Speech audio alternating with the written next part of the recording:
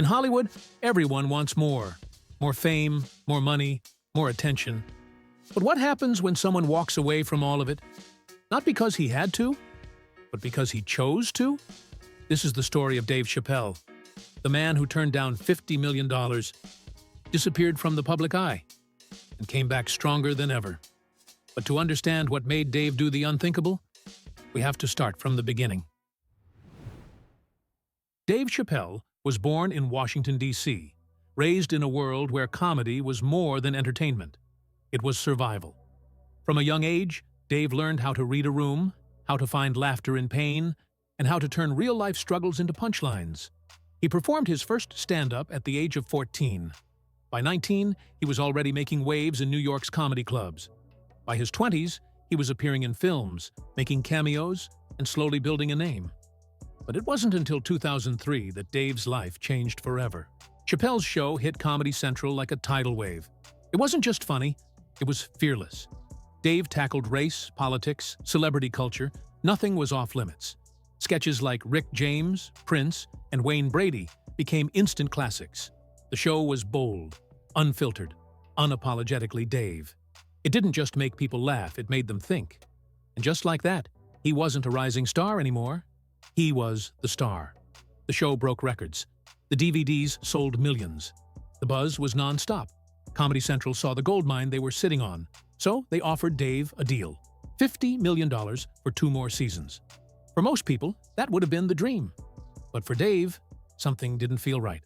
Behind the scenes, the success came with a price. The higher the ratings climbed, the more pressure mounted. Writers, executives, sponsors, network notes. Suddenly, the show wasn't 100% his anymore. Some jokes started to feel uncomfortable, not because of the material, but because of how people were reacting to it. Dave once shared a moment that deeply shook him. During one sketch, he noticed a white crew member laughing just a little too hard. Not at the wit, but at the stereotype. It hit him hard. Was I reinforcing the very things I was trying to challenge? The show that started as his voice was starting to sound like someone else's echo. And then came the pressure. Deadlines, expectations, public scrutiny, comedy, his passion, was starting to feel like a trap. And just like that, Dave vanished. No press conference, no statement, no goodbye tour. He simply disappeared. Filming stopped. Scripts were shelved. Executives panicked. Where was Dave Chappelle? Then the news broke.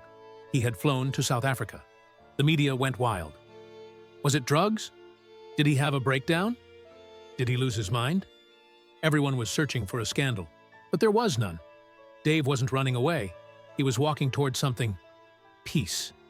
In an interview years later, he said, "Sometimes you just gotta get off the grid.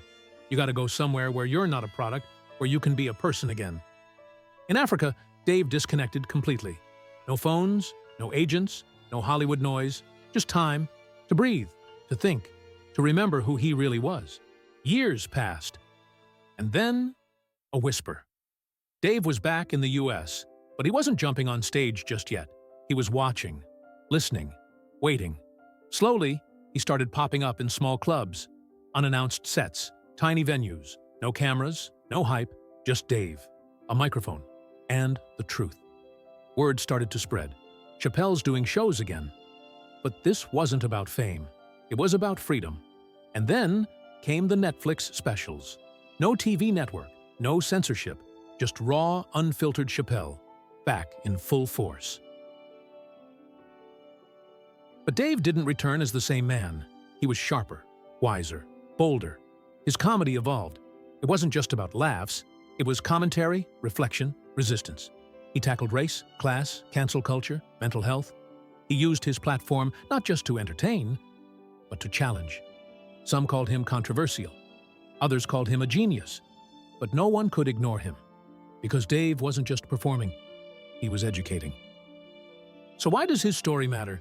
Because in a world where everyone is chasing more, Dave Chappelle reminded us that less can be more. He gave up millions. He sacrificed visibility. He risked his career. But in return, he got something money can't buy: control over his voice. And maybe, just maybe, That's worth more than $50 million. Dave Chappelle taught us that success isn't always about climbing higher. Sometimes it's about knowing when to step away, when to say no, when to choose yourself over the spotlight. In the end, Dave didn't lose anything. He gained everything. Because the strongest move you can make in a loud world is to walk away in silence.